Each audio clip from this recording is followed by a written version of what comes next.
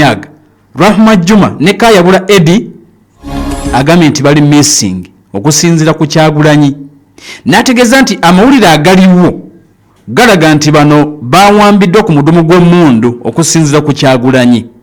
Bawambiddwa nti ku mudumu gw'emmundu mu bitundu ebyerungala Mpigi ekiro ekiyise bwe babadde bava mu kuziika mu kitundu ekyeraakaayi.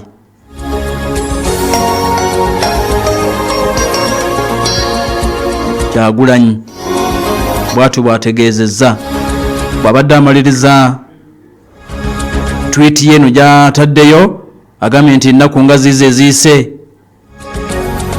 mutabani wa General Museveni tamwogedde linnya yasuubiza ekibiina kya NUP okukaaba amaziga. Kati embeera bwetu bweri eyo naye atuliriza information tugifunye okuva ku mukulembeze w'ekibiina kya National Unity Platform Robert Kyagulanyi Ssentamu. Kakati ate bw'obozzeeko ku ssaabawandiisi w'ekibiina kya NUP gwe bayita David Lewis Lubongoya naye ng'asinziira ku mikutu gye emitimbagano avudde n'ategeeza nti akulira okukunga oba ssaabakunzi w'ekibiina kya National Unity Platform gwe bayita Fred Nyanzi Ssentamu oluvannyuma lwa poliisi okuva lino yeewakana negamba nti temanyi wagyali. Kati okusinza ku David Lewis Lubongoya avudde n'ategeeza nti ba operatives oba abasirikale okuva mu JAT Joint Anti-Terrorism Task Force okuva mu CMI bamulese ku poliisi y'e Wandegeya. Ekyo kyokka kyagenze maaso n'okuba nti ategeezezza nti Fred Nyanzi Ssentamu mu kaseera kano aleeteddwa ku poliisi ey'e Wandegeya. Nakyo kitegedde. Kakati ekirala NUP n'ebibiina ebirala ku ludda oluvuganya gavumenti babadde bategese olwaleero balangiridde nti wagenda kubeerayoko okusaba ku kitebe ky'ekibiina ekya National Unity Platform wali e Makerere Kavule.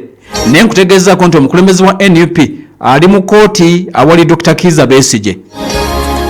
Yagala kuyitawo ko wano tulaba ate kyekiyinza okuba nti kiri side awo bannabyabufuzi basuubirwa okuleka nti bakuŋŋaanira bagenda kusaba oba nedda. Njagala kuyisaayo kakati tulabe embeera nga bweyinza okulabika nti oba oliawo eri akaseera kano wali ku kibiina ekya National Unity Platform. Sonko Haruna Badiru antegeezezza nti waali kansooke ndabe ate kikyatugamba akaseera kano kiyinza okuba nti kiri side awo. Bwana Sonko sebo oli ku Pale FM? Wanji mukama wange. Oli ku Pale FM? Eso mukama wange. Oli wa essaawa eno? Wanji sebo? Oli ludda wa essaawa eno? Mu kaseera kano awuliza 107.9 Pale FM kulalya muntu wa bulijjo. Ndi wano ku kitebe kya National Unity Platform e Makerere Kavule. We bategese okusabira eggwanga eri abo bannaffe be baasiba omuli kano Dr. Kizza Besigye n'abalala. Mu kaseera kano nja kugamba nti embeera si bwetyo bweyina okubeera nga bulijjo ebbugumu ttono ddala okusinziira ku mikolo egibeerawo mu kitebe kya National Unity Platform ne press conference ezize zikubirwa bubadde bugendanga okutuuka obudde bwe buti nga ekintu kyakutedda. Ekyamazima njagala okukakasa nti wabweru embeera ya bunkenke nnyo. Nze kamwa kwogera ndabyeko ku drone ezisoba mu 10 nga mulina ebyambalo ebya black oyinza okubiyita ebya JAT n'ebyambalo by'amagye ebyambalo bya security ya buli kika obukoko obutiisatiisa abantu nga mu butuufu naye Sonko embeera eri wabweru ate nga n'emisanvu bingi nnyo okubiza programu n'ekisitole ku Pale FM.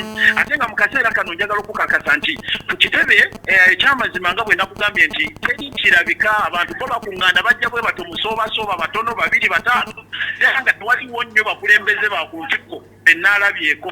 Wabula mu kaseera kano ndabyeko ku mbeera zangi Masiasi Walukaga Kyengera Town Council Mayor wali wano already ye atuuse ayinza naye okwongerako eddoboozi lye n'atubuulira ku kiki kyalaba era kiki ekigenda mu maaso. So buli kitebe ku Pale FM program inside story.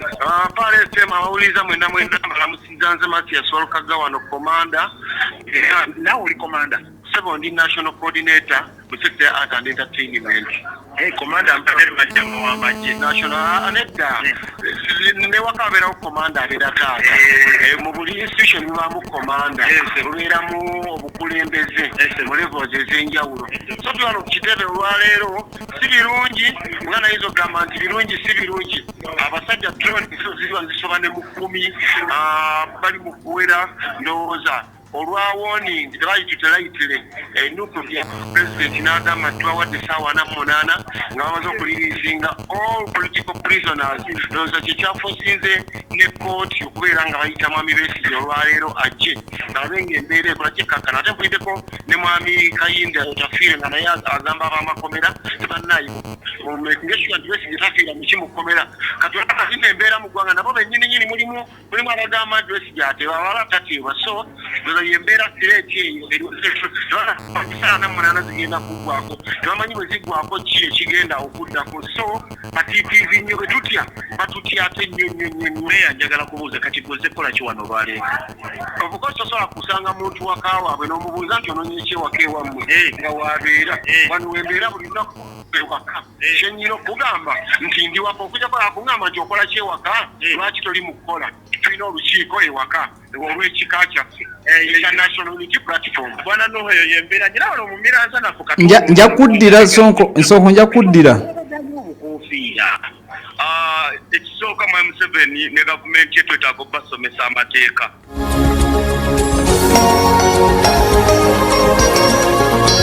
SH family hardware bali kukuba erigenda ku headquarters eza district y'Ewakiso opposite ne Basijidi Nol bayina buli kika ky'ebizimbisibwa ku bbeeyi ennungi ebya plumbing basuubuza simiti mu bika byonna bamutuusa ku site misumali tanka mitayimbwa Sengenge Mataala gula munabo account teekako ssente mpolampola otuukize ekirulwa kye eky'okuzimba SH family hardware bali ku nooti 754 34 ojja kuba tubafuna bulungi nnyo nnyini ddala ate nga nkujjukiza aba Al Halal Buying Foods and Beverages bayina amazzi aga halal packaged drinking water amazzi ag'obusiraamu ku bbeeyi ennungi abeeya mugateeka ku mizikiti bakikulidde kakati emyaka egisukka mu 5 bateeka amazzi mu offices amasomero amalwaliro emikolo egya buli kika amaduuka ku ssaawa ka yandiyagadde amazzi agatuuke ku muzikiti gwo okuba ku nooti 3 noti